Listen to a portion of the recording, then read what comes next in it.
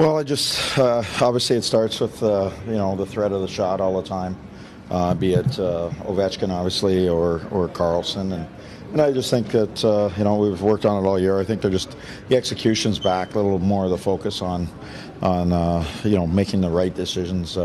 Power play has so many options, and if you make the right decisions and the right adjustments, then real quickly we can convert on them. But it all starts with the shot.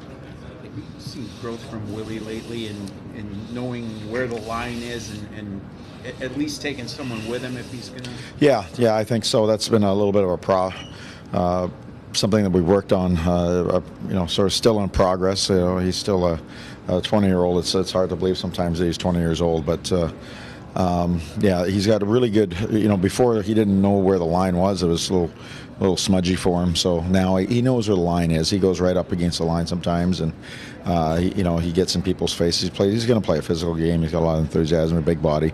But I want him to understand that there's moments in the game where you just play, and you don't have to go for the big hit. Sometimes it's just sawing the guy's arms off. Getting good leverage on him, and that's it. And eliminating him from getting back into play and keeping himself in the play. So those are little things that you do, and then, as I say, you move him up and down the lineup depending on what you want for each line. So he's going to be I think a real good player for us. Obviously, he's a good player for us now, but down the road he's got so many of those leadership qualities that he continues to show you on a daily basis. How do you work on something like that, like restraint, because you can't replicate it? You're just on the bench. You just talk. Okay, this is the moment where you got to hold back. This is the moment. The ref is. You've gotten under their skin now. He thinks you're the troublemaker.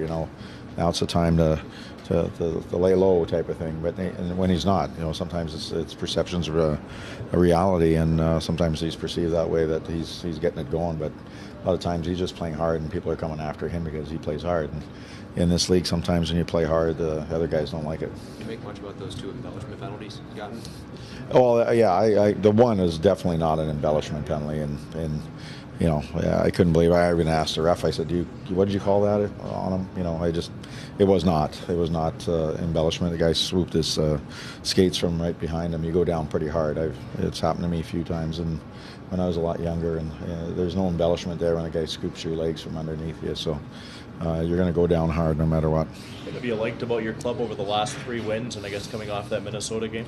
Well, I just think the last couple of games we've stayed a little bit more urgent in our play, and focus has been on our game. I thought we've got off to a pretty decent start, so that's been a key for us, and we've stayed to the game plan. We didn't deviate from, we said, hey, these areas we got to make sure that we take care of tonight, and for the most part we've done that. We've had, just like any game, there's ebb and flows of times when you're very efficient and breaking out, and then other times you're not as efficient because the other team's doing a really good job, and so for the most part we've handled it pretty well. Now we've had pretty good commitment level from everybody. We haven't, we don't have any extra guys right now, so everybody's just sort of all in and trying to build our game. We look at each part of our game right now on a daily basis and try to add something or just re-emphasize some stuff that we need to do better. So guys are buying in, and it starts with your core leadership and your older guys in your team.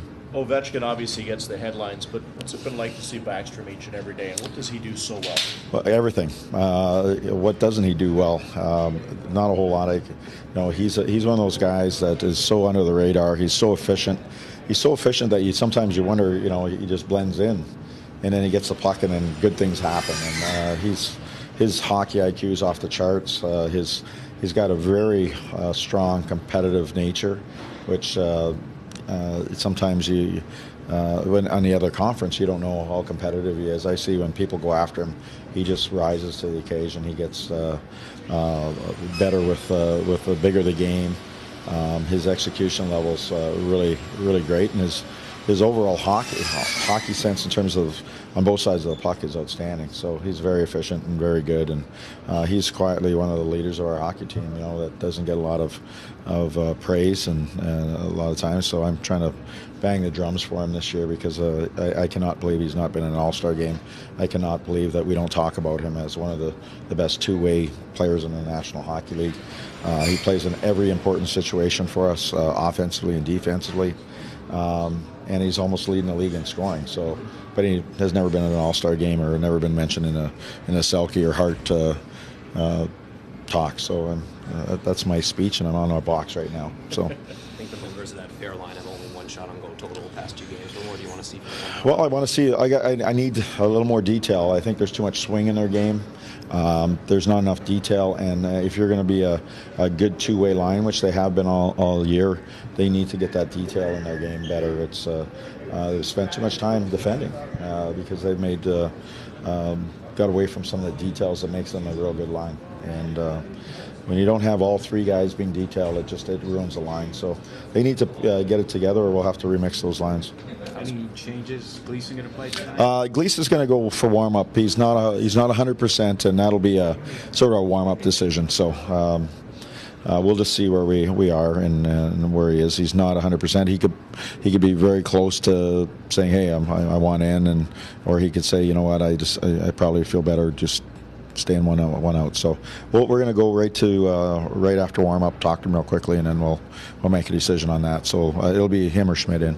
How do you see this one with the opposition here tonight? Well, I see a very good hockey team, a very desperate team. This will be like coming into the Coliseum tonight with the fans. They've been tremendous in Winnipeg.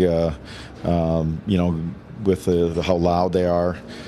Cheering on the Jets. I think the Jets have been fast. They're big. They're a big hockey team. And they're all in. I mean, they're all in terms of their focus of getting in the playoffs. And I think it'll be a good match. There's 2 big teams going to meet tonight, and hopefully it'll be we can give them a good match tonight. If Gleason does go, how does that work with Schmidt in terms of flying him back? Would he still travel home with you guys? Well, yeah, it's a game time, so there's no sense throwing him on the plane, and then when we're leaving 2 hours later, that would just be foolish in terms of that. So he would just fly back with us, and then he'd be assigned to Hershey in the morning, that type of thing. So, or tonight, really. Holtz. What's this? Holtz. Yeah.